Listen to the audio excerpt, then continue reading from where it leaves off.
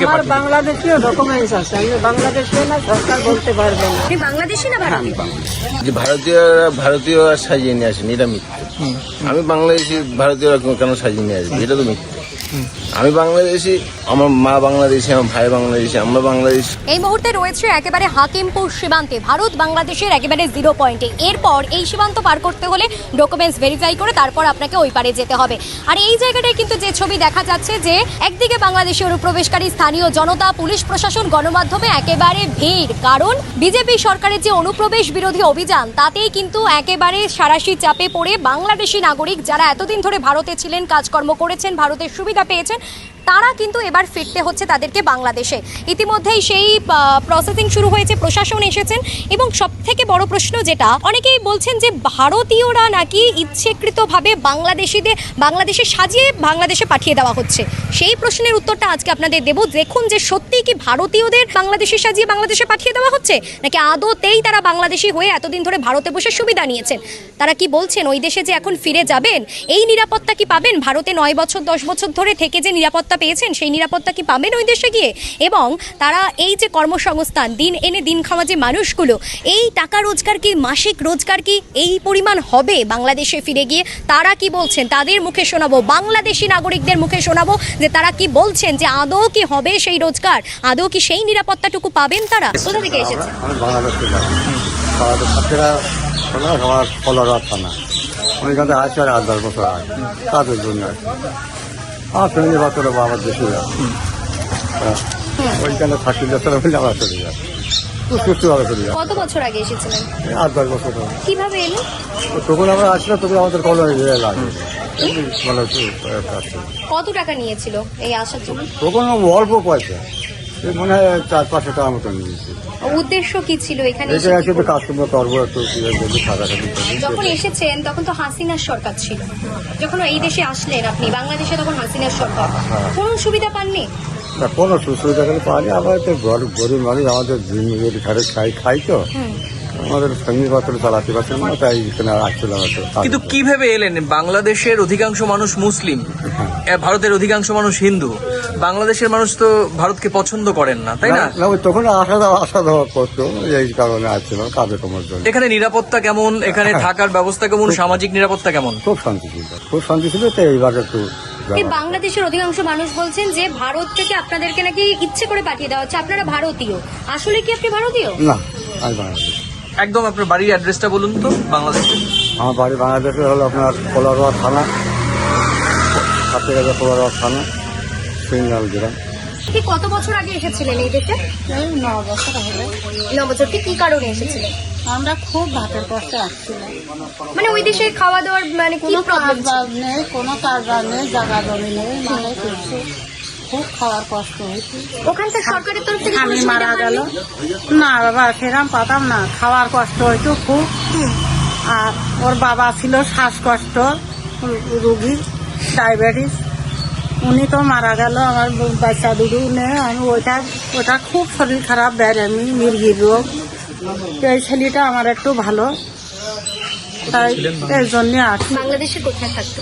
এই তো সাতক্ষীরা জেলা কলারোয়া থানা, গ্রাম লক্ষ্মীপুর। কোন রকম হাসিনা সরকার কোনো উপকার করেনি আপনাদেরকে? সে তাতে কি আর বাবা সংসার চলে? স্বামী যদি না কামাই করতে পারে তো সংসার চলে? এখানে এসে তারপর কি করতেন আপনি? এখানে আসি কয়দিন ঘর ভাড়া ছিলাম, তারপরে ওই বিরাটি লাইন পারে প্রচুর লোক আছে ঘরটার বাইরে, ওদের ওইখানে একটা ফাঁকা জায়গা পাইয়ে একটু প্লাস্টিক কিনি টাঙাইয়ে একটু কোনো বেড়া মেলা তো ছিলেন। ভারত সরকারের তরফ থেকে কোনো সুবিধা পেয়েছেন? মানে কিছু না, আমার তো কিছু নেই বাবা, কিছু নেই আমার কোনো। না, ভারত সরকার যদি সাহায্য না করতো তাহলে আপনারা তো সাহায্য করেছে, ওই টিকিট থাকতে পারছি, কোনো ডকুমেন্ট চাইনি, কোনো কিছু চাইনি।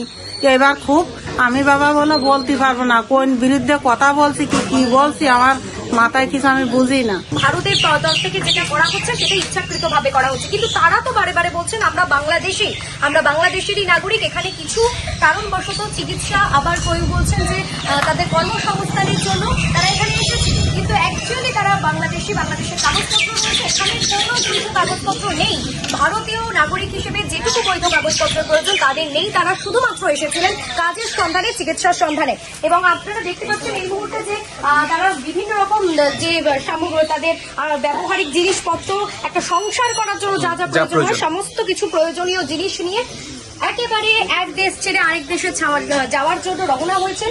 এবং অনেকেই একেবারে হতাশ যে ওই দেশে যদি না নেয়, তাদেরকে যদি না নেওয়া হয়, বাংলাদেশ যদি অস্বীকার করে, সবটাই তারা কপালের ওপর ছেড়ে দিয়েছে। আপনারা কি ফিরে যাওয়ার জন্য এখানে এসেছেন? কোথায় ছিলেন আপনারা? কোথায় ছিলেন? আমি ছিলাম কলকাতা 4 নম্বর গেট। কত বছর আগে এসেছেন? 8-9 বছর। 8-9 বছর ধরে ছিলেন। এখানে কি কাজ করতেন? এখানে আমি রাবিশ বলি কাজ। কি সূত্রে আসা বাংলাদেশ থেকে এই দেশে? ওই ছোটবেলায় মার সঙ্গে আসা হয়েছিল, এখন ভালোর জন্য। বাংলাদেশে কোথায় বাড়ি ছিল? আমার বাড়ি তোমার চাঁদনি মানে গ্রামের নাম চাঁদনি, যেখানে জেলা? জেলা সামনগর, জেলা সাতক্ষীরা, থানা সামনগর। এখানে কোনো না, কাগজপত্র এখানে কোনো আছে? ডকুমেন্টস নেই। আপনি ফিরে যাচ্ছেন কেন? আমি ফিরে যাচ্ছি নিজের বাড়িতে, মা বাবা বড় হয়ে গেছি, এখানে দেশে থাকতেছে না। পুলিশ প্রশাসন রাত্রি ঘরে ঘরে ঢুকে যাচ্ছে, অত্যাচার করতে, ওয়ার্নিং দিচ্ছে চলে যাও, ক্যাম্প রয়েছে ওখানে। তাই বাংলাদেশের বৈধ কাগজ রয়েছে? হ্যাঁ, মার আছে, ওগুলো বার করার জন্য চেষ্টা করছি এখন। আচ্ছা, বাংলাদেশ বারে বলছে আপনারা বাংলাদেশের নাগরিক না, ভারতের নাগরিক, ভারত আপনাদেরকে পাঠিয়ে দিচ্ছে জোর জবরদস্তি করে, এটা কি সত্যি? এটা তো দাদা এখানে কিছু কথা বলছিল, কিন্তু আমার কাছে মেন হচ্ছে ফোন নেই, ফোনে এগুলো সবসময় অ্যাভেলেবেল হচ্ছে। আমি ফোন মেনটেন্যান্স বাইরে রয়েছে, আমি অত কিছু জানি না। আমি আপনি আমাকে যেটা বলেছেন। মানে আপনি কি, আপনার থেকে জানতে চাইছি, আপনি বাংলাদেশি না হ্যাঁ, আমি ভারতীয়? বাংলাদেশ। চাচি, আপনারা কোথায় ছিলেন? ব্যারাকপুর, ব্যারাকপুর কোথায় ছিলেন? বাবনপুর গেলাম। কবে এসেছেন? আমি 1 বছর এসেছি। গত 1 বছর আগে। কি উদ্দেশ্যে নিয়ে এসেছিলেন এই দেশে? এখানে আমার শরীর ভালো না, শ্বাসকষ্ট, তো আমার ছেলের বউ থাকতো, তো বললো মা শরীর খারাপ, তুমি এখানে চলে আসো। তাই, চিকিৎসার জন্য তো আসাই যায়, কিন্তু আপনার তো কোনো তাহলে বৈধ ভিসা না নিয়ে আমার কোনো কিছু নেই। কিভাবে এলেন? যখন এলেন আইসি লোডাইতে লোকাই টোকাই কত টাকা নিয়েছিল? চলো 5-6 হাজার নিয়েছে এরকম দালালে। কিন্তু আপনারা যে বাংলাদেশে যাবেন, এখন বাংলাদেশের প্রশাসন, বিজেপি সরকার, বাংলাদেশের রাজনৈতিক দলগুলো, মিডিয়া বলছে যে আপনারা সকলে ভারতীয়, আমরা জোর করে আপনাদেরকে আমার পাঠিয়ে দিই। বাংলাদেশীয় ডকুমেন্টস আছে, আমি বাংলাদেশে না, সরকার বলতে পারবে না। বাংলাদেশে কি ডকুমেন্টস আছে আপনার কাছে? আমার জন্ম কার্ড আছে বাংলাদেশে। এনআইডি আছে? ন্যাশনাল আইডেন্টি কার্ড আছে? না, ওই জন্ম কার্ড আছে আমার কাছে। দেশ যদি আপনাদের না নেয় তাহলে কি করবেন? আমার দেশে নীতি বাধ্য, আমি গত 1 বছর এসেছি, তো আমার নেবে না। আপনার কে, ওখানে কে কে আছে আপনার? ওখানে আমার ছেলে আছে, হ্যাঁ, ছেলের নাম কি? শেখ শফিক। বাড়ি বাড়ি এসে বলছে সবাই চলে যেতে হবে, ধরে নিয়ে যাবে, তো আমরা স্বেচ্ছায় এসেছি যে আমাদের দেশে পাঠিয়ে দেওয়া হোক। এই জন্য এখন সরকার কি করে দেখা যায়।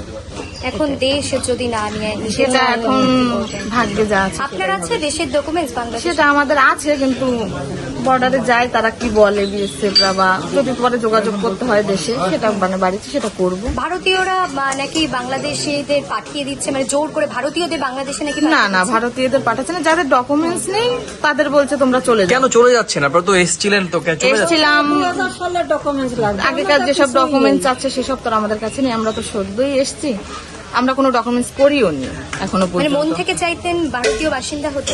না, ওরকম বাসিন্দা বললেই তো হওয়া যায় না। চাইতেন কি? কিন্তু চাইতেন? একটা প্রশ্ন আমার কাছে দিদি, যেটা হচ্ছে যে আপনারা, বাংলাদেশ তো মুসলিম দেশ, আপনাদের দেশ, এটা তো হিন্দুদের দেশ, কিন্তু হিন্দুদের জানো, বাংলাদেশ তো ধরুন বাংলাদেশের অধিকাংশ লোকই তো ভারত বিদ্বেষী, হিন্দু বিদ্বেষী, তাই না? তা সত্ত্বেও আপনারা ভারতে কেন এসেছিলেন? দেখেন, ওখানে তো কাজ বাজের সব অতটা সুবিধা না, মহিলাদের অত কাজ বাজ নেই। এখানে তো আমরা যাই কাজ বাজ করে বাচ্চা কাচ্চা নিয়ে খেতে পারতাম, ওখানে অনেক কাজের খুবই অসুবিধা। নিরাপত্তা ওখানে কেমন? নিরাপত্তা নিরাপত্তা আছে, তাও খারাপ না ভালো, তো এখানে অন্যরকম, সেটা তো সবাই জানে। মানে এখানে নিরাপত্তা, এখানে রাত বিরেতে আপনি ঘুরতে হ্যাঁ হ্যাঁ হ্যাঁ, অবশ্যই, সেটার কোনো কথাই হবে না। এখানে অন্যরকম, দিন রাত মেয়েদের বলো যাই হোক, অনেক সুযোগ সুবিধা আছে। আপনি কোথাকার বাসিন্দা? বাংলাদেশে এখানে কি কারণে এসেছিলেন? এসেছিলাম কাজ করে চলবে, আর যারা শরীর খারাপ একটু ডাক্তার দেখানো হয়েছে। কত বছর রয়েছেন ভারতে? 9 বছর কিভাবে এলেন, কিভাবে? এসেছিলাম ওই যেভাবে বাংলাদেশের লোক পার হয়ে আসে, বর্ডারে পয়সা দিয়ে। কত টাকা দিয়েছিলেন? কত টাকা নিয়েছিল সেই জন্য 6-7 হাজার টাকা এরকম নিয়েছিল। মানে পার হেড 6-7 হাজার। হ্যাঁ, ওরকম। ওখানে এলেন, এখানে এসে কোনো রকম আপনার কোনো বৈধ ভারতীয় কোনো কাগজপত্র নেই? না, এখানে কোনো কাগজপত্র হয়নি। আর করতে গেলে টাকা চাইছিল, কিছু করতে গেলে সেখানে টাকা, আর টাকা দিয়ে করা হয়নি। আর অনেকে বলছে টাকা দিয়ে করলে সব ডুপ্লিকেট বেরোবে, অরিজিনালটা হবে না। এই যে এখন ফিরে যাচ্ছেন, যদি বাংলাদেশ না নেয় আপনাদের, যেটা হওয়ার সেটা হবে, মানে এটা নিয়ে আর ভাবছেন না? এটা তো ভাগ্য পড়ে। বাংলাদেশের কোথা থেকে এসেছেন? সাতক্ষীরা। আচ্ছা, যেটা হচ্ছে যে বাংলাদেশ থেকে এখানে আসার জন্য আপনাকে কে ইনসিস্ট করেছিল, মানে কে বলেছিল যে এখানে আসলে ভালো চিকিৎসা পাওয়া যাবে, বা এভাবে ভাবলেন কি করে যে একটা দেশ, যে দেশে আপনি নাগরিক নন, অন্য একটি দেশে এলে আপনি নাগরিকত্ব পাবেন, এই ভাবনাটা কিভাবে এসেছিল? না, নাগরিকত্ব পাবো সেই ভাবনাটা আসেনি।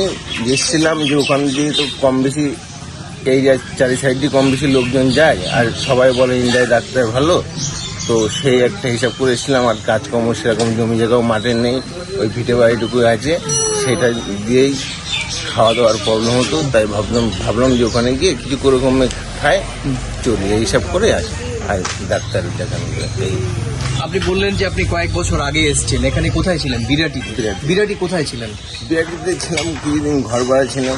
তারপরে এই আপনি একদম পারফেক্ট অ্যাড্রেসটা বলুন আমাকে। হ্যাঁ, বিরাটি লাইন পার, এইটা হলো লাইন পার মানে রেলগেটের সামনে। হ্যাঁ, বিরাটি যে রেল লাইন পার, হ্যাঁ, ওইটা। ওখানে ছিলেন। কিন্তু বাংলাদেশের মানুষ, বাংলাদেশের গণমাধ্যম, বাংলাদেশের সরকার, বাংলাদেশের বর্ডার সিকিউরিটি গার্ড, তারা বলছেন যে আপনারা ভারতীয়, আপনাদেরকে আমরা জোর করে বাংলাদেশে পাঠাচ্ছি। এবার আপনি কি বলবেন? আপনি তো বলছেন আপনি নিজে বাংলাদেশি, কলারোয়া বাড়ি, আপনি সাতক্ষীরা বাড়ি, তো বাংলাদেশের মানুষ তো আপনাদের স্বীকার করছে না, তো কি করবেন?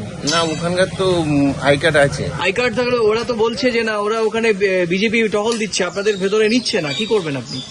কিছু তো করার আমার হাতে নাই, আমার হাতে তো কিছুই করার নেই। যেটা মানে ভাগ্য যেটা আছে সেটাই হবে আর কি। না, আপনি বলুন না, এটা পরিষ্কার বলুন এই ক্যামেরার সামনে। সেটা হচ্ছে যে যারা এখন বলছে যে আমরা ভারতীয়রা আপনাদেরকে সাজিয়ে নিয়ে এসেছি এখানে, না, মানে আমরা দিচ্ছি, এটা মিথ্যে যে ভারতীয়রা সাজিয়ে নিয়ে আসেনি, এটা মিথ্যে।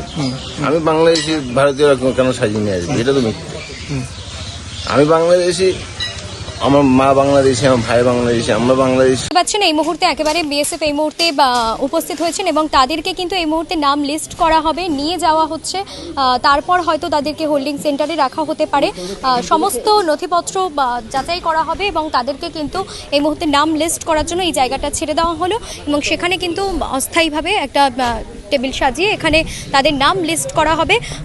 ভারতের যে তারা এত বছর ধরে ছিলেন, তারা এই যে পরিষেবা পেয়েছেন এতদিন ধরে, এত বছর ধরে, সেই পরিষেবা কিন্তু এখন তারা একেবারে বিজেপি সরকারের অনুপ্রবেশ বিরোধী যে অভিযান, সেই অভিযানেই কিন্তু তাদেরকে দেশ ছাড়তে হবে এবার এবং তাদেরকে বাংলাদেশে ফিরে যেতে হবে। তার আগে তারা এখানে ভিড় করেছিলেন। আমরা অনেকের সাথে কিছুক্ষণ আগেই কথা বলেছি, তারা বারে বারেই বলছিলেন যে আমরা এখন স্বইচ্ছায় ধরা দিতে চাই, কারণ আমরা ভীত। এই মুহূর্তে তারা ভয়ে তারা স্বইচ্ছায় ধরা দিতে চাইছেন, সে কথা বারে বারেই বলেছিলেন। এখন তাদেরকে ইতিমধ্যেই নাম লিস্ট করার জন্য জায়গা ছাড়া হয়েছে এবং প্রশাসন এই মুহূর্তে গুরুত্বপূর্ণ পদক্ষেপ করবে। পরবর্তী যা পদক্ষেপ রয়েছে, প্রশাসনের কর্মকর্তারা ইতিমধ্যেই এসে উপস্থিত হয়েছেন, তারা পরবর্তীতে যে পদক্ষেপ করার সেগুলো করবেন। ধীরে ধীরে তাদেরকে নিয়ে যাওয়া হতে পারে হোল্ডিং সেন্টারে, তাদেরকে কাগজপত্র দেখানো হবে। আমরা এই মুহূর্তে রয়েছে একেবারে Swarupnagar holding centre, Pathasathi holding centre তেঁতুলিয়ায়। আপনারা দেখতে পাচ্ছেন এখানে কিন্তু বেশ শতাধিক বাংলাদেশিকে এনে রাখা হয়েছে। অনুপ্রবেশকারী, বাংলাদেশি অনুপ্রবেশকারীদের যে ডিটেক্ট, ডিলিট এবং ডিপোর্ট প্রক্রিয়ায় সরকার একেবারে তৎপর হয়েছে, সেই ছবি একেবারে দেখা যাচ্ছে, ফুটে উঠেছে। আমরা কিছুক্ষণ আগে আপনাদের দেখাচ্ছিলাম যে কিভাবে শয়ে শয়ে বাংলাদেশি হাকিমপুর সীমান্তে একেবারে ভিড় করছে, তারপর তাদের ওখান থেকে নাম নথিভুক্ত করা হলো। নাম নথিভুক্ত করে তারপর কিন্তু এই তেঁতুলিয়া যে পথের সাথী হোল্ডিং সেন্টার রয়েছে, সেখানে শয়ে শয়ে বাংলাদেশিদের রাখা হয়েছে। তারপর তাদের নথিপত্র যাচাই করবে প্রশাসন, পশ্চিমবঙ্গের পুলিশ প্রশাসন, এছাড়াও বিএসএফ, তারা কিন্তু সমস্ত নথিপত্র যাচাই করবে। নথিপত্র যাচাইয়ের কাজ সম্পূর্ণ হলে বিজিবির হাতে, অর্থাৎ বাংলাদেশের যে বর্ডার সিকিউরিটি ফোর্স রয়েছে তার হাতে তুলে দেওয়া হবে, তাদের হাতে, সেই প্রশাসনের হাতে কিন্তু বাংলাদেশের প্রশাসনের হাতে তুলে দেবে ভারত সরকার। এই যে দেখতে পাচ্ছেন হোল্ডিং সেন্টার, এখানে শয়ে শয়ে বাংলাদেশি এসে এই মুহূর্তে রাখা হয়েছে তাদের। এই বাংলাদেশিদের সমস্ত নথিপত্র তথ্য যাচাই করে বিজিবির হাতে তুলে দেবে বিএসএফ। এখনো পর্যন্ত তেমনটাই জানা যাচ্ছে। তারপর আবার বিজিবি কি পদক্ষেপ নেয়, তাদের কি দেশে ফেরানো হয় নাকি পরবর্তীতে কি আপডেট উঠে আসে সেটা অবশ্যই আপনাদের জানাবো। ততক্ষণ চোখ রাখুন, দেখতে থাকুন প্রথম কলকাতা।